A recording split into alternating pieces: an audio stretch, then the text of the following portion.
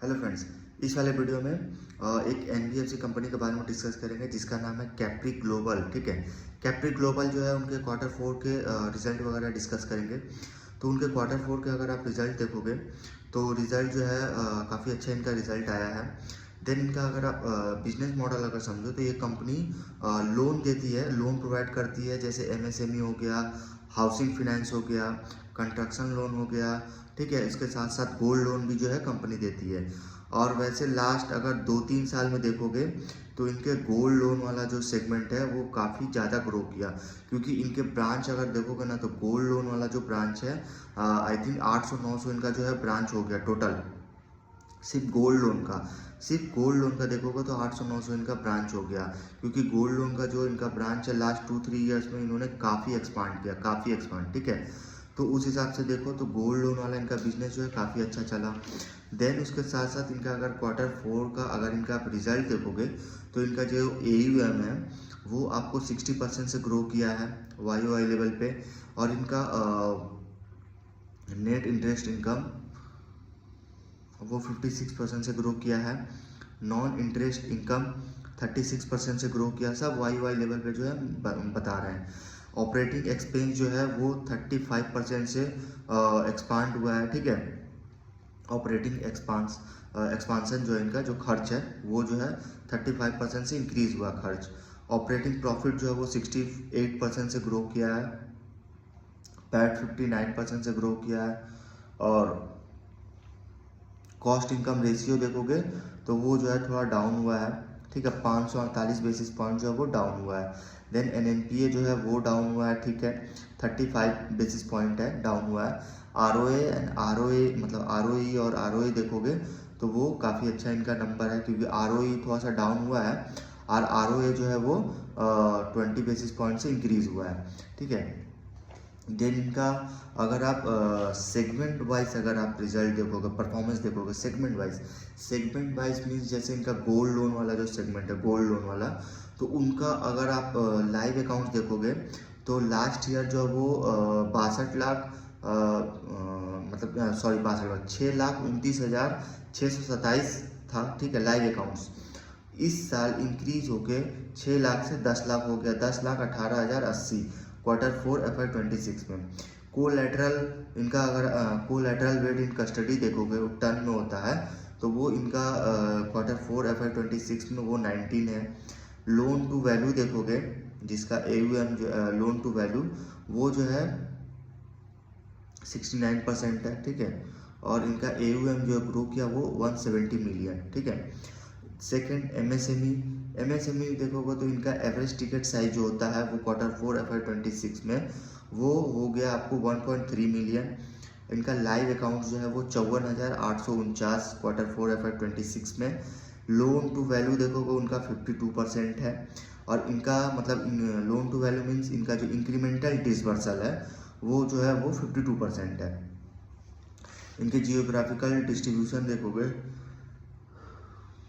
Sorry तो AUM wise अगर देखोगे जियोग्राफिकल डिस्ट्रीब्यूशन तो इनमें 3% सैलरीड क्लास होते हैं, बाकी के 97% जो होते हैं वो सेल्फ एम्प्लॉयड होते हैं। ठीक है, जो लोन इनसे लेते हैं, मतलब जो लोन ये कंपनी जो लोन जो ये प्रोवाइड करती है, तो सैलरीड पर्सन को 3% करती है, सेल्फ एम्प्लॉयड जो है वो 97% होते हैं। देन थर्ड होता है हाउसिंग फाइनेंस। हाउसिंग फाइनेंस में देखोगे तो इनका एवरेज टिकट साइज जो होता है, जो इंक्रीमेंटल डिसबर्सल है वो 2.4 मिलियन है। लाइव अकाउंट्स इनका 46,093 है। लोन टू वैल्यू जो इंक्रीमेंटल डिसबर्सल है वो 53% है। इनका जियोग्राफिकल डिस्ट्रीब्यूशन देखोगे तो इनमें सैलरी 26% है, सेल्फ एम्प्लॉयड जो है वो 74% है। लास्ट इनका कंस्ट्रक्शन फाइनेंस है। कंस्ट्रक्शन फाइनेंस देखोगे तो उनमें उनका भी जो है एवरेज टिकट साइज जो होता है वो आपको मतलब सेंसन देखोगे जो आउटस्टैंडिंग है वो 202 मिलियन है, और सेंसन जो किया हुआ वो 48% है। ठीक है, सॉरी 48 मिलियन है उनका सेंसन किया हुआ है। देन इनका लाइव अकाउंट जो है 282 है। और इनका अगर आप देखो तो पूरे पैन इंडिया में प्रेजेंस है। ये कंपनी जो है इनका प्रेजेंस पूरे पैन इंडिया में आई थिंक 820 स्टेट में 821 लोकेशन में 30 स्टेट में जो है कंपनी का जो है वो प्रेजेंस है, ठीक है। देन कंपनी का जो MSME, housing finance, construction finance, car loan distribution, इन सब का अगर आप ब्रांचेस देखोगे तो 430 ब्रांच इनके होगा टोटल। 430 ब्रांच है 18 स्टेट में। गोल्ड लोन वाला ब्रांच देखोगे तो गोल्ड लोन वाला सिर्फ ब्रांच है वो 999, मतलब 999 ब्रांच इनके गोल्ड लोन वाला हो गया, जो 15 स्टेट में है, ठीक है।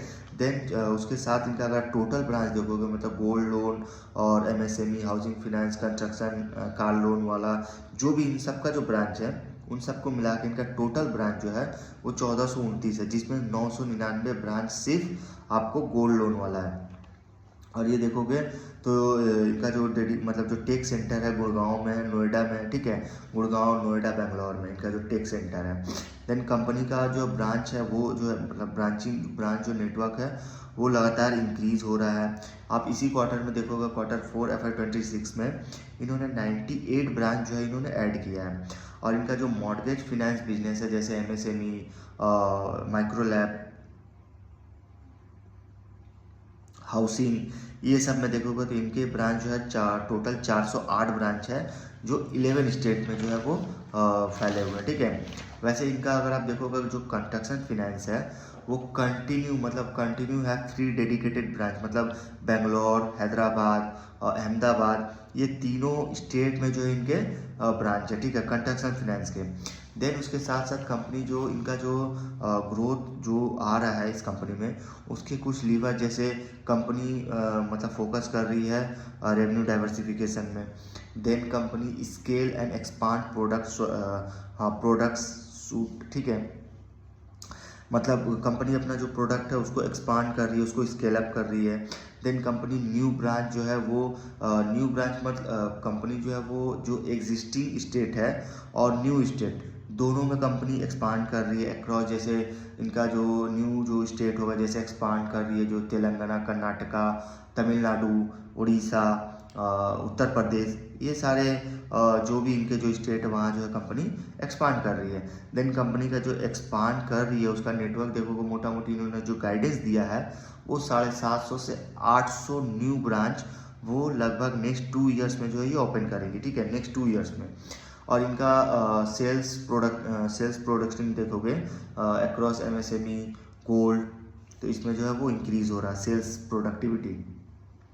देन कैप्री ग्लोबल का इन्होंने जो गाइडेंस दिया है, इन्होंने गाइडेंस दिया FY28 तक जो इनका AUM है वो 550 बिलियन का हो जाएगा, और FY28 तक इनका जो टारगेट है 550 बिलियन हो जाएगा। और वहीं देखोगे वो FY32 मतलब 2032 तक वो जो है इनका 1000 बिलियन हो जाएगा सिर्फ AUM, जिनका ग्रोथ देखोगे वो 25 से 30% CAGR होता है, ठीक है। ये मतलब इन्होंने गाइडेंस दिया है कि अगले मतलब जो अगले 4-5-6 साल जो है हम 25 से 30% CAGR से जो है इनका AUM जो है ग्रो करेगा, ठीक है।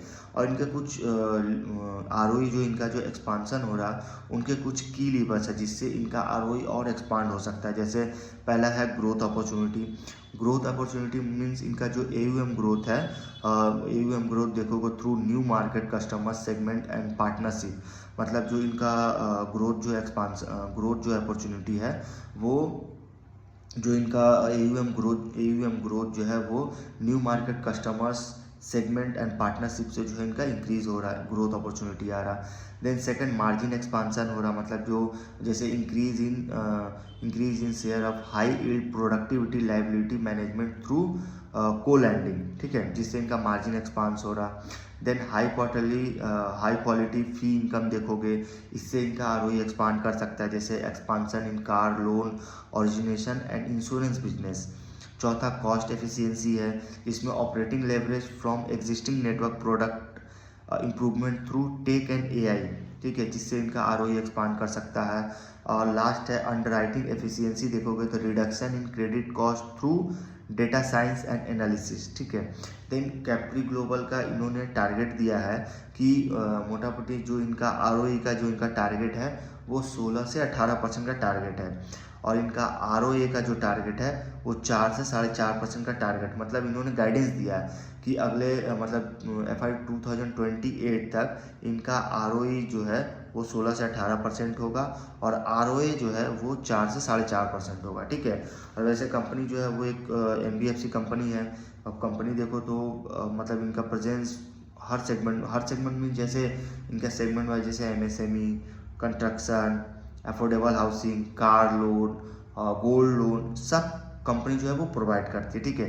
तो इनका यहाँ ये जो है इनका क्वार्टर 4 का इनका रिजल्ट रहा, क्वार्टर 4 FY 26 का, जिसमें हमने ROE का एक्सपांसन, देन कंपनी में और ग्रोथ कैसे आ सकता है, ये सब हमने डिस्कस किया, ठीक है। अगर आपको वीडियो इन्फॉर्मेटिव लगे please like share and subscribe करें। इस वीडियो में यहीं तक रखते हैं।